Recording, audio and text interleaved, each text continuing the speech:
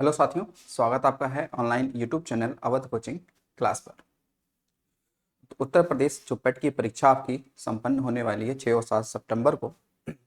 तो उसमें जो आपका एक विषय है भूगोल विषय, और भूगोल विषय के अंतर्गत कई सारे आपके टॉपिक दे रखे हैं कि इन इन क्षेत्रों से सवाल आपसे पूछे जाएंगे। ठीक है, तो वो भूगोल विशेष में ही हम लोग आज जो टॉपिक देखने वाले हैं, ठीक है, इसमें वो होगा आपका एक टॉपिक जलवायु और मौसम से संबंधित। ठीक है, कौन सा होगा? तो जलवायु और मौसम, जलवायु और मौसम।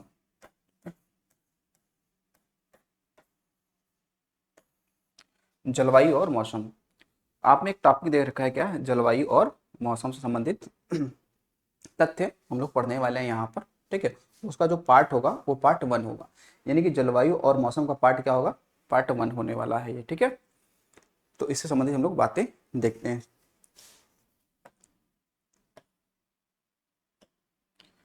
ठीक है, तो हमारा टॉपिक यहाँ पे क्या है? जलवायु और मौसम।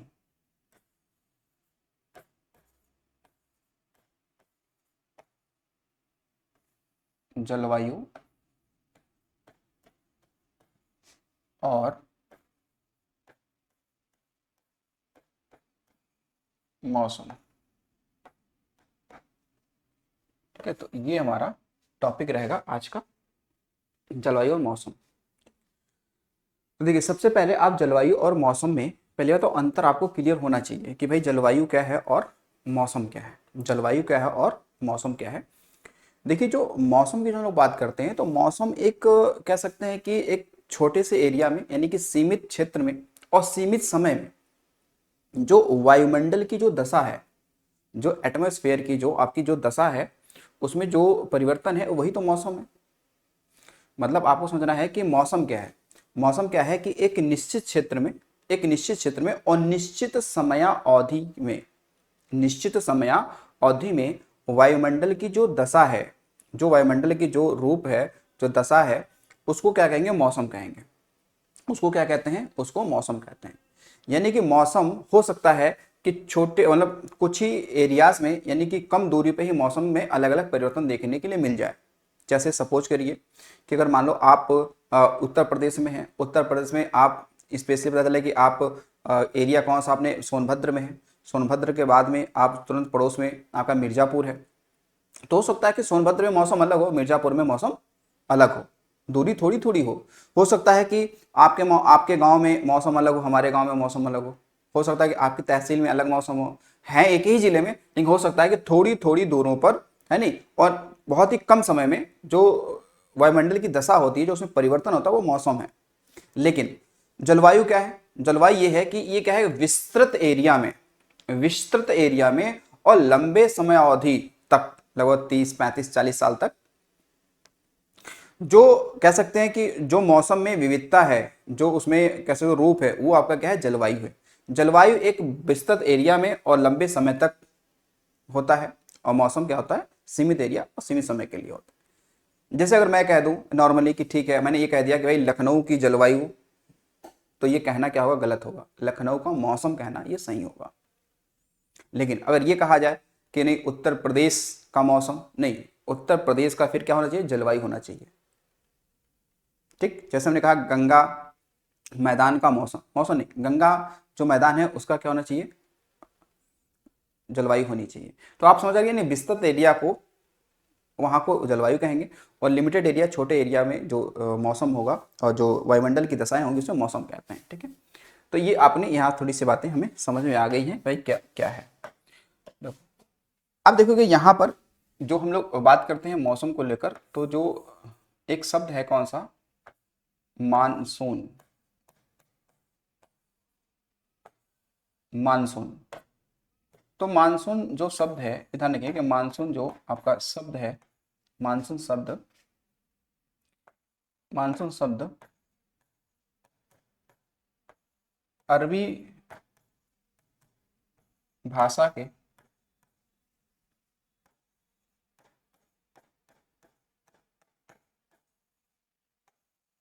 मौसम से लिया गया है, मौसम से लिया गया है। ठीक, जिसका अर्थ होता है क्या, ऋतुओं के अनुसार, ऋतुओं के अनुसार।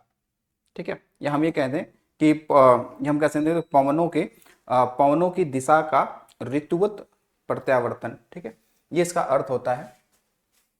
लेकिन इसके अर्थों पे हमें यहाँ पे नहीं जाना है, केवल हमें उस टॉपिक पे बात करना है, उस मुद्दे पे बात करना है जो सवाल आपसे पूछा जा सके। ठीक है, जो पूछा जा सके। देखिए यहाँ पर एक चलेंगे कि भारत, जो कह सकेंगे कि भारत में मानसूनी प्रकार की कैसी, तो भारत में क्या है, मानसूनी प्रकार की जलवायु पाई जाती है। भारत में कैसी, तो हमें बताना है कि मानसूनी,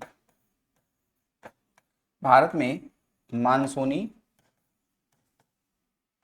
प्रकार की क्या पाई जाती है, जलवायु पाई जाती है।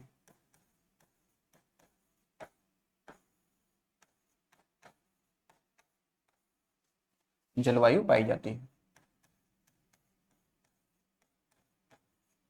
ठीक है, तो भारत में कैसी, तो मानसूनी प्रकार की जलवायु पाई जाती है। कैसी, मानसूनी प्रकार की जलवायु पाई जाती है। अब चीज आपको एक चीज और भी आपको यहाँ पे ध्यान रखना है कि अगर भारतीय, जब हम मानसून पढ़ें, जब हम लोग भारतीय मानसून पढ़ें, तो हमने पता है कि भारत की जो जलवायु है, जो भारत की जलवायु है कैसी है, उष्ण मानसूनी प्रकार की है। कैसी है, भारत की जलवायु कैसी है, उष्ण मानसूनी प्रकार की है।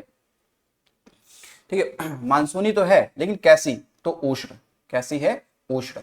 तो यहाँ पे एक ध्यान रखिएगा कि भारत में, भारत में उष्ण मानसूनी, ठीक है, भारत में उष्ण मानसूनी जलवायु है। यानी कि ऑल ओवर पूछेगा, भारत, भारत में, ठीक है, भारत में क्या है, उष्ण मानसूनी जलवायु है। ठीक है, अच्छा यहाँ पे लिखें भारत में उष्ण मानसूनी। ठीक है, भारत में उष्ण मानसूनी जलवायु है, लेकिन इस चीज को ध्यान रखिएगा, लेकिन लेकिन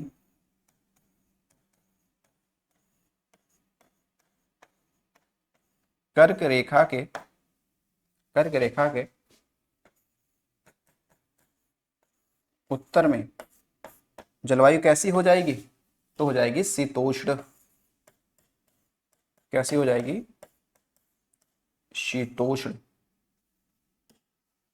व दक्षिण में कैसी हो जाएगी, तो फिर दक्षिण में कैसी हो जाएगी, वो हो जाएगी आपकी उपोष्ण।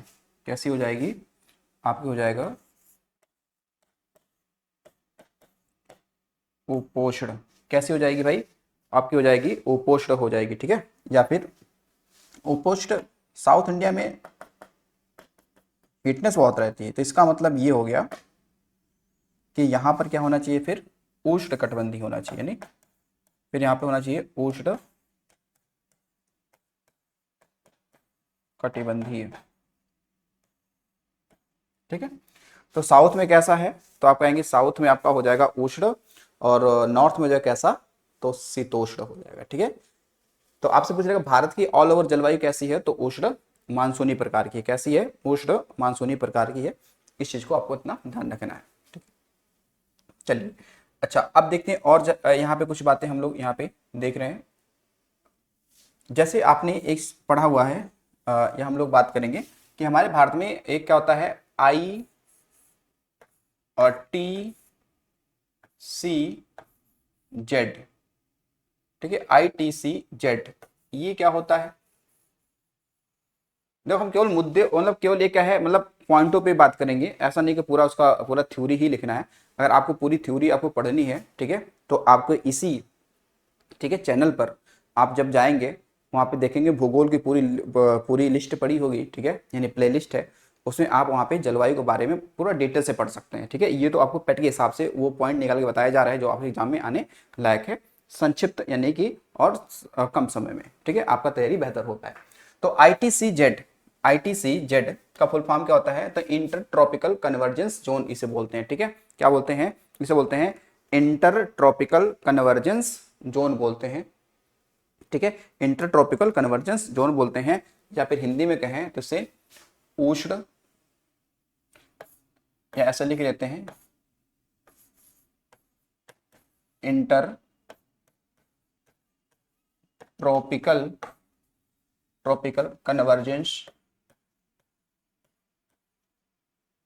कन्वर्जेंस ठीक है, क्या बोलेंगे, कन्वर्जेंस जेंस क्या बोलेंगे, तो जोन कहेंगे, ठीक है, कन्वर्जेंस जोन बोलेंगे। अब क्या होता है कि इसे हिंदी में हम लोग बोलते हैं क्या, अंतः, क्या बोले, अंतः उष्ण अभिसरण, ठीक है, क्या बोलेंगे, अंतः उष्ण कटिबंधीय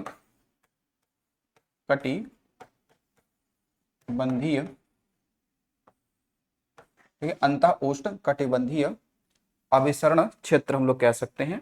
अभिसरण क्षेत्र, अभिसरण मतलब होता है मिलना, अभिसरण क्षेत्र, ठीक, ये हम लोग बोलते हैं इसे, ठीक। अब कहेंगे ये एरिया कैसा है, ये एरिया कैसा है, इस बारे में जरा समझते हैं।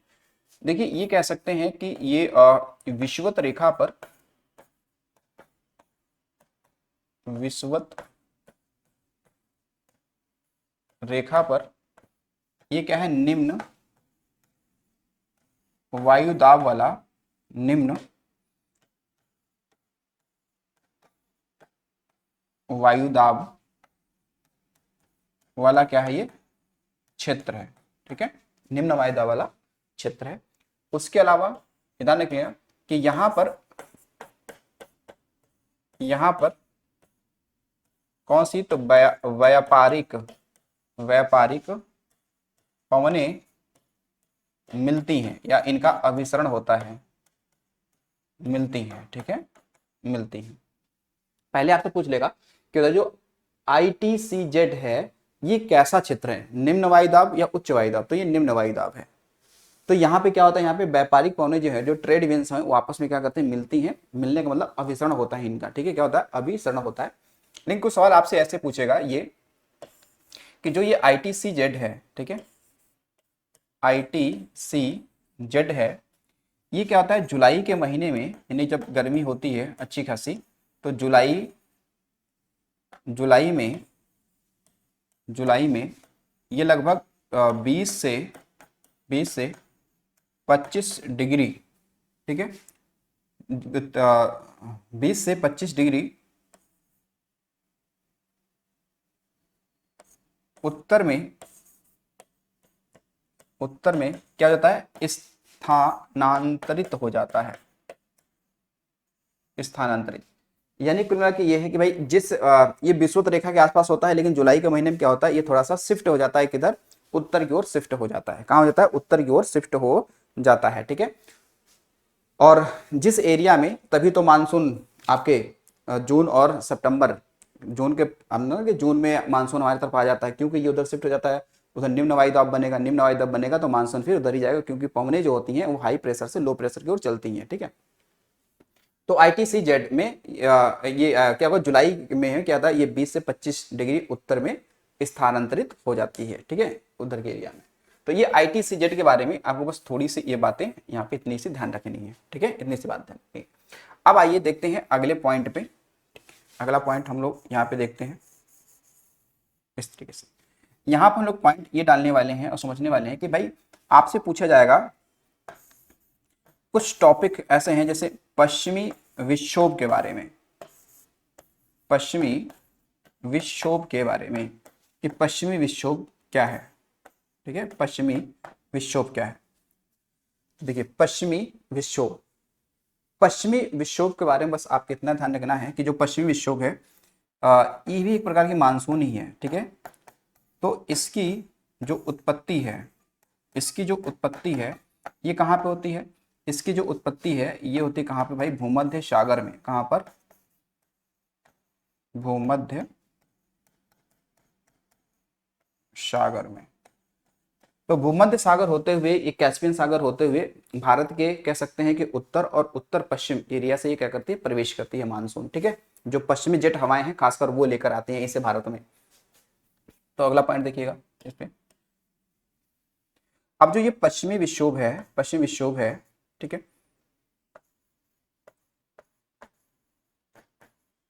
ये भारत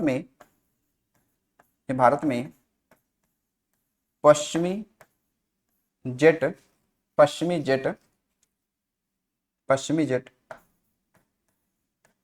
प्रवाह, भारत में पश्चिमी जेट प्रवाह द्वारा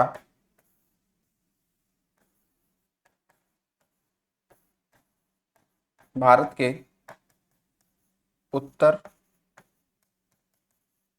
और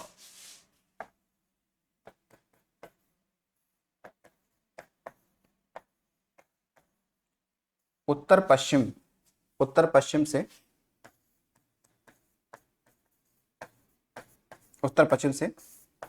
प्रवेश करता है और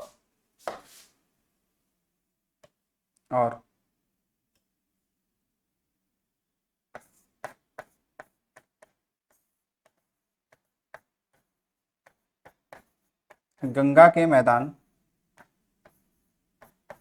या उत्तर भारत में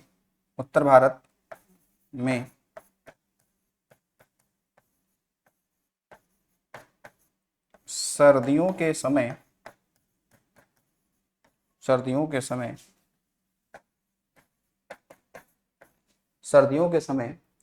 वर्षा वर्षा कराता है, जिसे क्या बोलते हैं, जिसे मावट कहते हैं,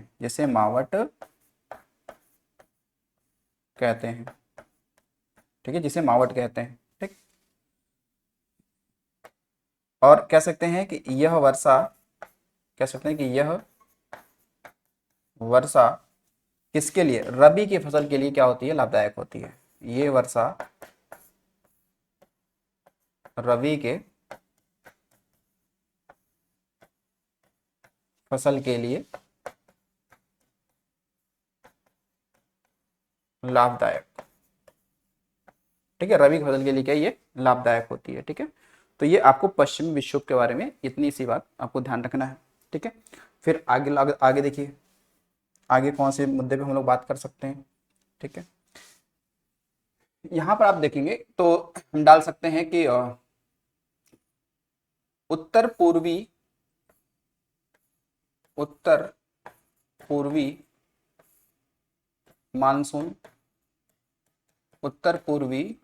मानसून या इसे बोलते हैं लौटते हुए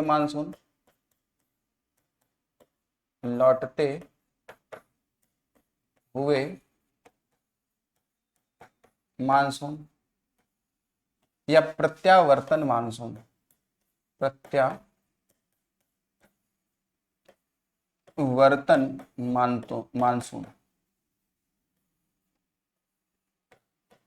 वैसे हमारे भारत में 4 प्रकार के मानसून होते हैं, या 4 प्रकार के मानसूनों से वर्षा होती है, ठीक है। उसमें से एक मानसून ये है, और एक कौन सा था, पश्चिमी विक्षोभ भी एक मानसून है। बस इसमें आपको ये चीज ध्यान रखनी है कि उत्तर पूर्वी मानसून या लौटते हुए मानसून या प्रत्यावर्तन मानसून, ठीक है। इससे सवाल हमें ये ध्यान रखना है कि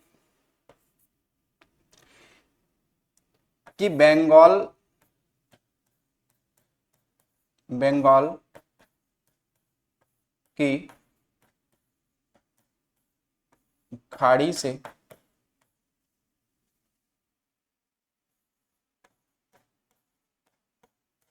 आर्द्रता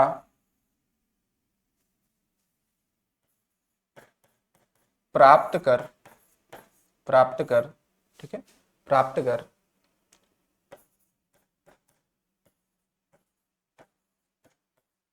सर्दियों के समय, यानी कि शीतकाल में, सर्दियों के समय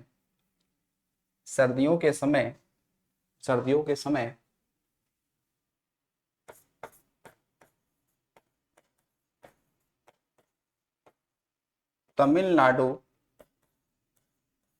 के चेन्नई तट, चेन्नई तट। तो तमिलनाडु के तट को हम लोग वैसे कोरोमंडल भी तट कहते हैं, या कह सकते हैं कोरोमंडल तट, ठीक है, कोरोमंडल तट। तो तमिलनाडु के चेन्नई तट, तमिलनाडु के चेन्नई तट यानी कोरोमंडल पर, ठीक है, पर वर्षा के लिए, वर्षा के लिए जिम्मेदार है, जिम्मेदार, ठीक है।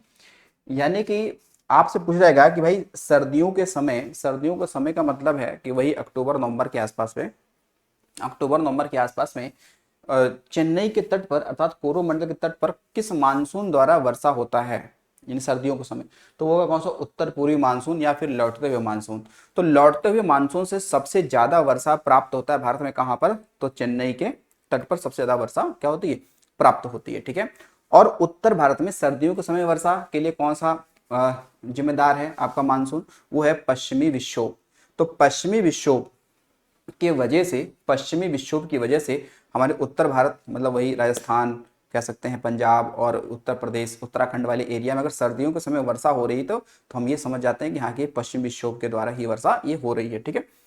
तो उत्तर भारत में यानी गंगा के मैदान में सर्दियों के समय वर्षा के लिए कौन जिम्मेदार है, पश्चिमी विक्षोभ। जबकि तमिलनाडु के तट पे सर्दियों के समय वर्षा के लिए कौन जिम्मेदार है, तो है उत्तर पूर्वी मानसून क्या है उसके लिए जिम्मेदार है, ठीक है। चलिए यहाँ पे देखिए और पॉइंट समझते हैं। ये था कि भारत में, भारत में, ठीक है, भारत में, भारत में मानसून, भारत में मानसून जून के प्रथम सप्ताह तक, सप्ताह तक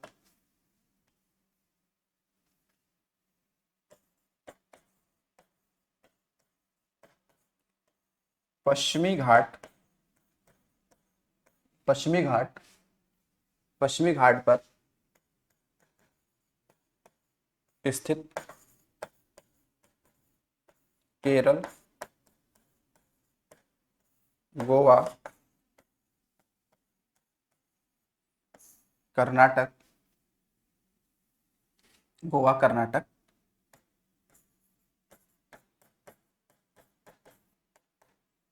महाराष्ट्र से, ठीक है, महाराष्ट्र से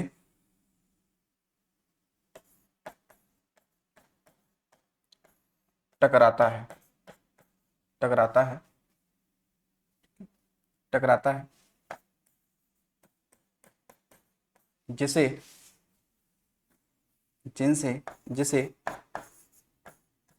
मानसून प्रस्फोट, मानसून प्रस्फोट यानी कह सकते हैं कि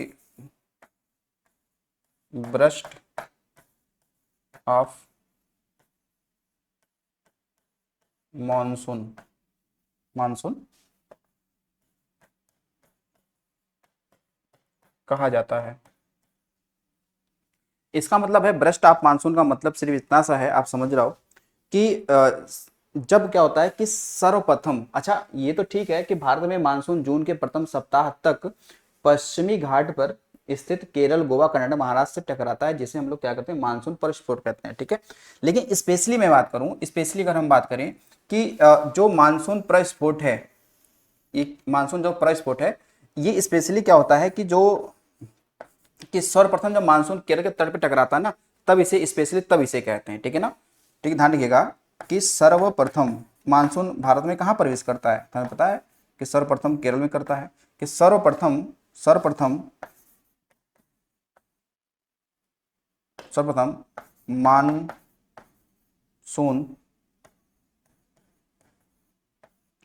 केरल के तट पर, सर्वप्रथम मानसून केरल के तट पर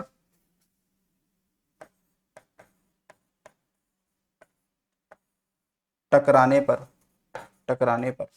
तो वैसे आप ध्यान रखिएगा कि भारत में सबसे पहले मानसून कहाँ प्रवेश करता है, तो वो करता है केरल में। फिर उसी के थोड़ा सा एक समय बाद, ठीक है, कुछ घंटों बाद वो क्या करता है कि गोवा, ठीक है, कर्नाटक, महाराष्ट्र वाले तटों पर भी क्या करता है, टकराना शुरू करता है। लेकिन जब केरल के तट पर मानसून सबसे पहले टकराता है तो उसे कहते हैं मानसून प्रस्फोट। इसका मतलब ये है कि पहली बार क्या होगा, पहली बार क्या होगा कि मानसून बहुत ही सारी नमी, ठीक है, अरब सागर से लिए हुए, ठीक है ना, और उस मानसून का क्या नाम है, उस मानसून का नाम है दक्षिण पश्चिमी मानसून। तो जब दक्षिण पश्चिमी मानसून केरल के तट पर, ठीक है, जब टकराती है और बहुत ही ज्यादा मात्रा में वर्षा वहां पे करना शुरू कर देती है, तो उस घटना को क्या कहते हैं, मानसून प्रस्फोट, ठीक है, लिखा है ना, ब्रस्ट ऑफ मानसून, यानी कि मानसून का फटना, यानी बहुत तेज वर्षा होना शुरू हो जाती है वहां पे, ठीक है।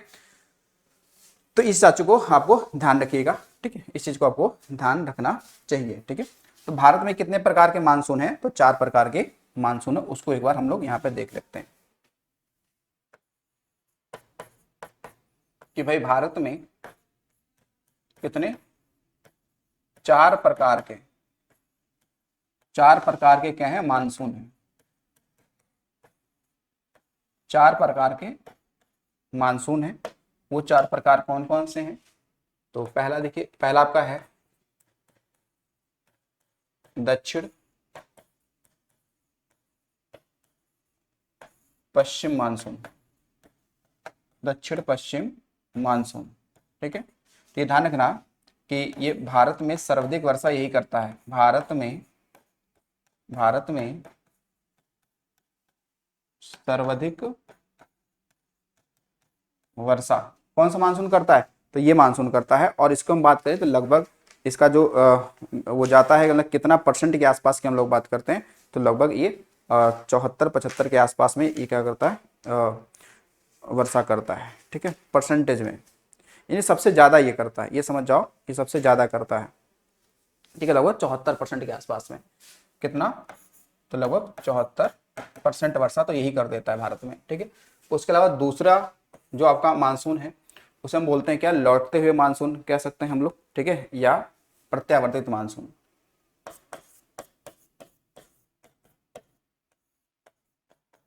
लौटते हुए या प्रत्यावर्तन मानसून, तो इससे भी वर्षा अगर मैं बात करूं तो लगभग 13% के आसपास में वर्षा इससे हो जाती है। कितना, 13% वर्षा इससे लगभग हो जाती है, ठीक है। और तीसरा है मानसून,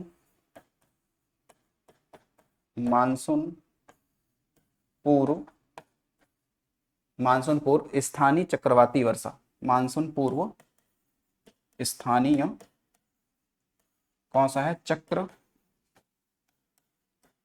वर्षा, इससे भी थोड़ी बहुत वर्षा हो जाती है। और ये वर्षा से लगभग 10% तो होता ही होता है, ठीक है, 10% होता है।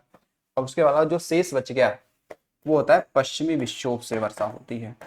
यानी सबसे कम वर्षा कौन कराता है, तो वो कराता है पश्चिमी विक्षोभ कराता है, ठीक है। इससे कितना, जो आपका शेष बच गया, ठीक है, लगभग शेष बच गया जो भी 3% के आसपास में, ठीक है, जो भी क्या बच गया आपका शेष बच गया इससे, ठीक है, इससे आपका जो शेष बच गया, ठीक है। तो क्या हमें इतनी सी बात थोड़ी सी समझ में आई है मानसून के संदर्भ में, ठीक है, मानसून के संदर्भ में हमें इतनी सी बात समझ में आई है,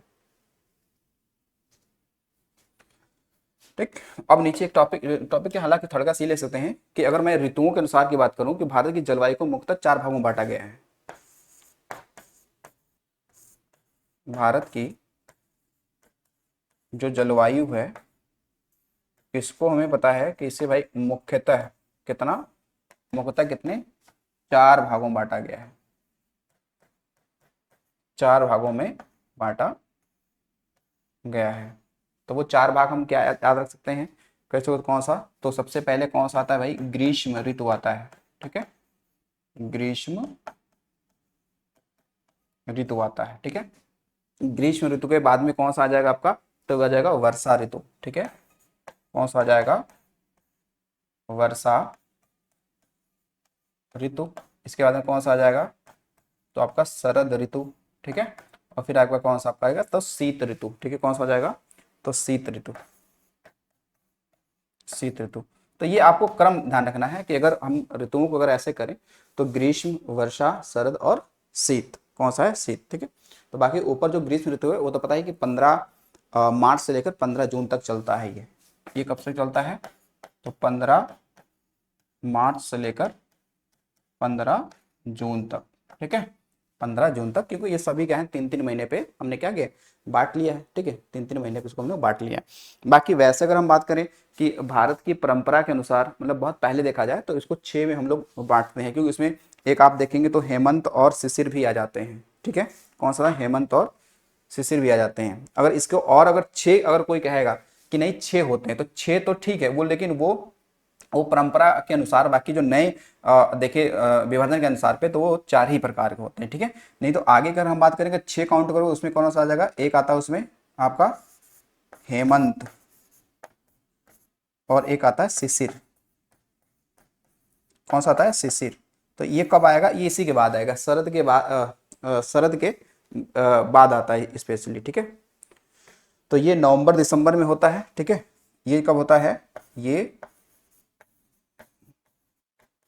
नवंबर और दिसंबर, ये मानसून तब का होगा ये, ठीक है।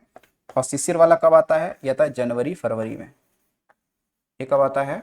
जनवरी फरवरी के समय, ठीक है, जनवरी फरवरी के समय, ठीक है। तो ये इतनी हल्की सी बात है, आपको ध्यान रखना। अब बाकी हम लोग आगे वीडियो में ये पढ़ने वाले हैं कि जो आपका खासकर जो कुछ स्थानीय वर्षाएं होती हैं, जैसे कि आपने पढ़ा आम्र वर्षा, है नहीं, फूलों वाली बौछार, काल वैसाखी, लू, ठीक है, और एल नीनो और ला नीनो के बारे में हम लोग भी पढ़ेंगे, ठीक है। तो आज के लिए इतना ही, ठीक है। बाकी हम लोग बात करेंगे अगली वीडियो में। तो थैंक्स फॉर वॉचिंग।